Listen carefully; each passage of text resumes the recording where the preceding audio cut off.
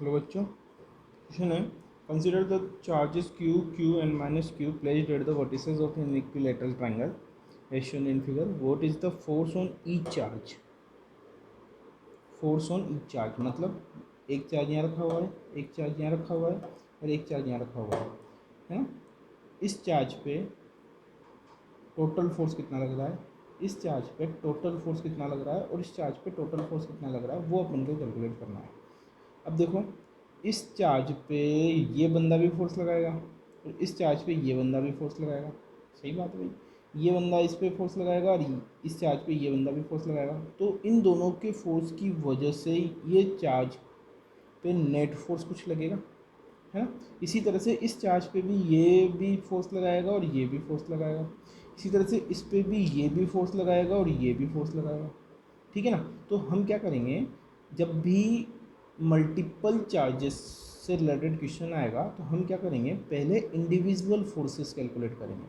Individual कैसे, इस बंदे पे इसने, इस चार्ज पे इसने कितना फोर्स लगाया और किस डायरेक्शन में लगाया वो कैलकुलेट करेंगे।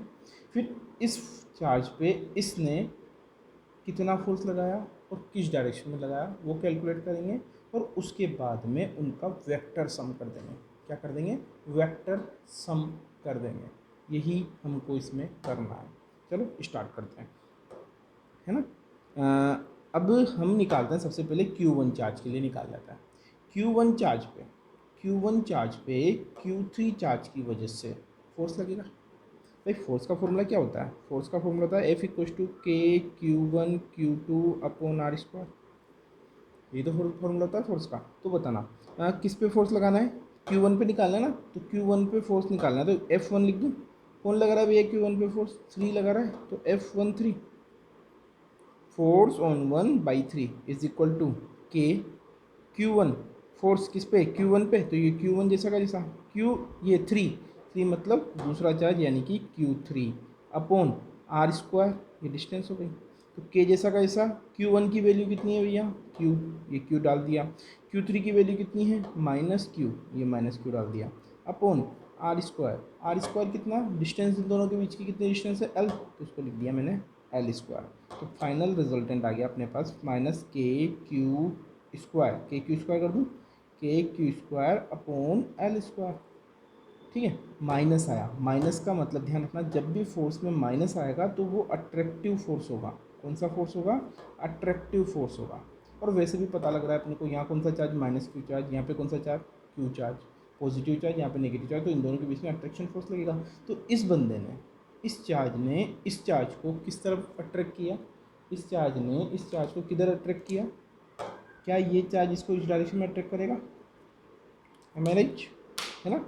इस चार्ज ने इस चार्ज को अपनी तरफ अट्रैक्ट किया, किस फोर्स से, F13 फोर्स से, है ना, अट्रैक्टिव फोर्स है। तो यहाँ पे इस जगह पे क्या डायरेक्शन लिखेंगे अपन, अलोंग।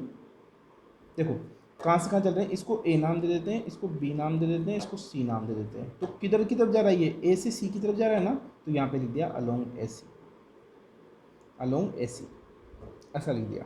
इसी तरह से हम निकाल देंगे फोर्स ऑन, किस पे निकालेंगे हम, 1 पे ही, किसकी वजह से, 2 की वजह से, force on 1 due to 2। Formula क्या बनेगा, KQ1 Q2 upon R square, है ना। भाई KQ1 तो Q1 ही रहेगा, Q2 की जगह वापस Q2 आ जाएगा और R स्क्वायर की जगह पे R स्क्वायर आ गया। ठीक है, अब वैल्यू डाल दें, K जैसा कैसा, Q1 की वैल्यू Q है, Q1 की वैल्यू Q है ना, Q2 की वैल्यू प्लस Q है तो Q जैसा का जैसा आ जाएगा, अपॉन R की वैल्यू L, तो ये L स्क्वायर हो गया। तो KQ square upon L square, इसकी डायरेक्शन क्या होगी, अलोंग। देखो ये भी पॉजिटिव चार्ज, ये भी पॉजिटिव चार्ज, तो क्या होगा, रिपल्शन होगा। रिपल्शन होगा मतलब ये चार्ज इस पे किस डायरेक्शन में फोर्स लगाएगा, ये चार्ज इस पे, कौन सा चार्ज, Q2 चार्ज इसको किधर धक्का मारेगा, रिपल मारेगा, धक्का ही मारेगा, धक्का मारेगा, तो ये इधर धक्का मार दे। क्लियर, किस तरफ धक्का मारा इसने, इस तरफ, बाहर की तरफ धक्का मारा, इस डायरेक्शन में धक्का मारा। तो इस डायरेक्शन को क्या बोलोगे, किधर से किधर जा रहे हो, B से A जा रहे हो ना, B से A से B जा रहे हो या B से A जा रहे हो, B से A, इस तरफ जा रहे हो, इधर, है ना, इधर जा रहे हो, तो क्या लिखोगे B to A, तो अलोंग BA, ऐसे निकाल दिया। तो जैसे ही ये निकल गया, अब क्या निकालें, net force on this charge. Net force निकालना है किस पे, ए पॉइंट पे जो चार्ज रखा हुआ है Q1 उस पर। तो नेट फोर्स के लिए क्या बोलेंगे भाई, F1 इज इक्वल टू क्या बोल देंगे, F13 प्लस F12।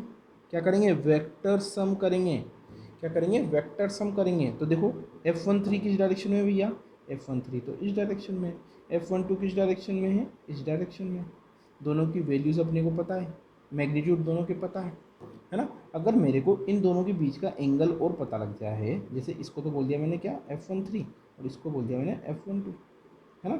अगर मेरे को इन दोनों के बीच का एंगल पता लग जाए तो मैं इनका जो रिजल्टेंट फोर्स है उसकी वैल्यू निकाल सकता हूँ। कैसे भाई, क्या ये फॉर्मूला सुना अपन ने, आर इक्वस टू रूट में a square plus b square plus 2ab cos theta.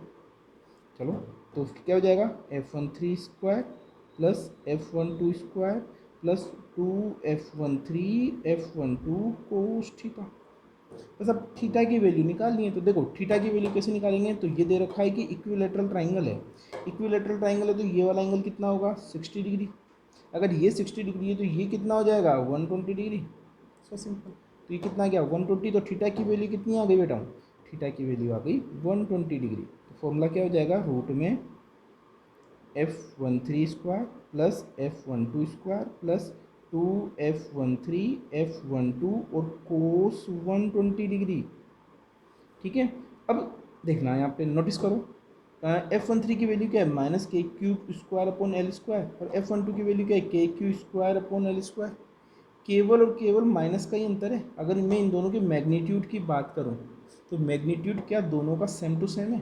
अच्छा एक चीज़ यहाँ पे ध्यान रखना, अगर आपने यहाँ पे अलोंग ए सी या अलोंग बी ए लिखा है ना तो इस माइनस को लिखने की ज़रूरत नहीं है ना। इसको कैसे लिखेंगे अपन, यहाँ पे माइनस लिख देते हैं, इसके बाद में के Q square upon L square along, अब लिख दो यहाँ पे क्या, ए सी, है ना। पहले माइनस भी लगा देंगे और ए सी भी लगा देंगे तो उसका मतलब उल्टा हो जाएगा। यहाँ पे माइनस लगा दिया और यहाँ पे लिख दिया अलोंग ए सी। हाँ तो अपन क्या बता रहे थे कि यहाँ पे F13 और F12 का मैग्नीट्यूड कितना है, इतना। F12 का मैग्नीट्यूड कितना, इतना। तो मैं बोल सकता हूँ कि F13 का मैग्नीट्यूड और F12 का मैग्नीट्यूड, दोनों का मैग्नीट्यूड इक्वल है। तो मैं क्या इन दोनों को F13 और F12 को क्या एक ही टर्म दे दूँ, F13। तो देखना यहाँ पे क्या लिखूँगा मैं, F13 का स्क्वायर प्लस इसकी जगह पे भी लिख दिया F13 का स्क्वायर प्लस 2F13 कोस 120 की वैल्यू होती है -1/2, है ना। तो ये हो गया, ये 2 से 2 कैंसिल। तो देखना F13 का स्क्वायर प्लस F13 का स्क्वायर, ये क्या हो जाएगा, -2F13 का square plus, sorry plus minus नहीं आएगा ना, प्लस ही आएगा, 2F13 का स्क्वायर, और ये हो जाएगा माइनस F13 का स्क्वायर। इसमें से इसको माइनस करो, कितना बचेगा, F13 का स्क्वायर। ठीक है ना, 2 में से 1 गया तो F13 का स्क्वायर बचा, और ये रूट हटेगा तो क्या बन जाएगा, F13। अब F13 की वैल्यू कितनी है, F13 की वैल्यू के Q square upon L square. तो फोर्स क्या, कौन सा force, net force F1, net force on charge this कितना आया, के Q square upon L square. ये आ गया आपका नेट फोर्स। अब इस फोर्स की डायरेक्शन क्या होगी इसके अंदर, वो डायरेक्शन निकाल लेते हैं। देखो एक चीज़ ये तुमको पता है, इसको क्या मैं पैरेललोग्राम से बना सकता हूँ ये इस तरह से, और ये डायरेक्शन, ये वाला एंगल, ये किसको रिप्रेजेंट करेगा, ये वाला एरो या ये वाला वेक्टर किसको रिप्रेजेंट करेगा, F1 को रिप्रेजेंट करेगा इसमें, है ना। इसी तरह से यहाँ पे भी बना सकते हैं अपन। ठीक, तो अब मेरे को एंगल निकालना है कि ये F1 की डायरेक्शन किधर बनी है। तो देखो F1 की डायरेक्शन के लिए अपन इसको मान लेते हैं कि ये एंगल अल्फ़ा है। अगर ये एंगल अल्फ़ा है तो टेन अल्फ़ा कितना हो जाएगा बेटा, टेन अल्फ़ा इक्वल टू, अपन को फॉर्मूला याद है वो, कि tan alpha is equal to B sine theta upon A plus B cos theta करके कुछ होता था। तो यहाँ पे भी अल्फ़ा ये है तो बी ये हो जाएगा। तो F12 साइन थीटा की value 120 degree upon A plus B, यानी कि F13 plus F12 cos theta मतलब अगेन 120 डिग्री। तो F12 की साइन 120 की वैल्यू तो कितनी होती है, √3/2, √3/2 इंटू F12 अपॉन F13 की वैल्यू जैसे कि जैसे लिख दी। और ये F13 को भी F12 ही बोल देता हूँ क्योंकि दोनों सेम सेम है। तो यहाँ पे भी ये F12 लिख दिया और ये कोस 120 की वैल्यू -1/2 लिख दिया। ठीक है, देखो F12 हर जगह से कॉमन आके कैंसिल आउट हो जाएगा, है ना। ये मर गया, बचा कौन, ये अपॉन 1 माइनस 1/2, तो ये कितना हो जाएगा √3/2 अपॉन 1/2, 2 से 2 मर गया, कितना बचा √3, किसकी वैल्यू आई है टेन अल्फ़ा की, और टेन अल्फ़ा में √3 अगर है तो अल्फ़ा की वैल्यू कितनी आ जाएगी बेटा, √3 होता है 60 की वैल्यू, 10 है ना, 10 √3 किसकी होती है 1060 की वैल्यू होती है, तो अल्फ़ा इक्वल टू कितना आ जाएगा 60 डिग्री आंसर।